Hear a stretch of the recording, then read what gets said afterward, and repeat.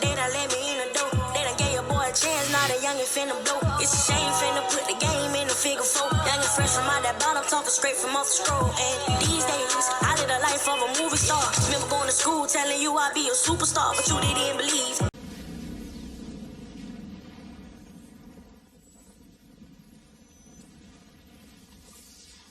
A hero is just someone who doesn't give up. Your dad said that. He was right. Now it's your turn. Go be a hero, Miles.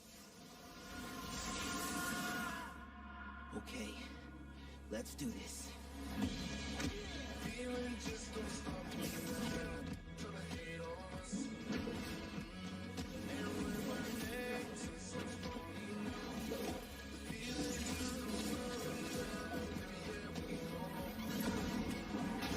So let's talk about Spider-Man Miles Morales, right? When I saw this shit on the PS5 live stream, bro, I was like, what the fuck?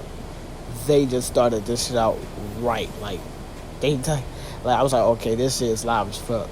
It got to a point where I had to like just turn off the stream and kind of just watch the trailer over and over again. But anyway, let's talk about it, right? So obviously this game is going to be a spin-off from the Spider-Man PS4. Now it is going to be connected to the main story, but it's also going to be a side story at the same time.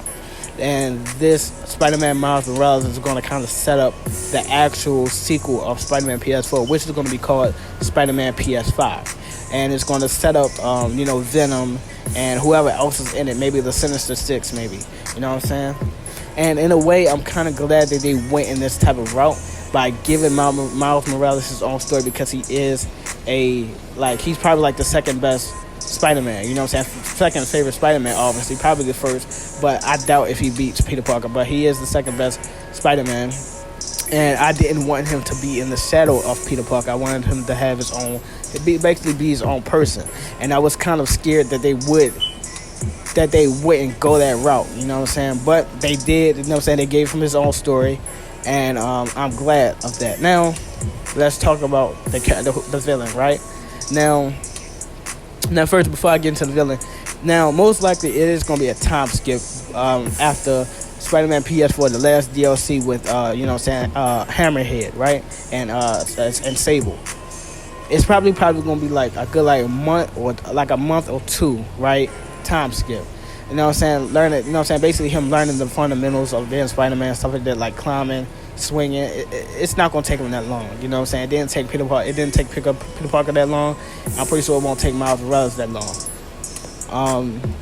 But I guess his electrifying powers and stuff like that, it's going to take maybe 2 months. So this time skip is probably 2 months after the last DLC of Spider-Man PS4. Now, the villain. Who is the villain, right? Now, in the way they might retcon the movie, right? Spider-Man Miles Morales, Spider-Verse, right? Where the villain was his uncle and it was Kingpin. Now, Kingpin is in jail, so I don't see Kingpin being the main villain, but his uncle can be top, maybe like a side villain or something like that. But I don't have an idea who could be the main villain. Maybe I gotta go into the comments and kind of look at Miles Morales' villains, like his own individual villains. But the only person I think who's 100% that could be like a side villain or the main villain is his uncle, who is working for Kingpin or working with Kingpin. That could kind of be a good setup too. They probably break Kingpin out, and you know what I'm saying, Kingpin might be the main villain, and they can kind of just recon the movie. But the shit is live though. I can't wait to play it on PS5. It's coming out. It's actually coming out with the PS5. It's probably a week after, probably a week or two after. I don't know if they gave the price for PS5. It's I heard some people say it's damn near $800, $700, bro. It don't matter. I'm getting it. You know what I'm saying? I got the money for it. I'm gonna get it.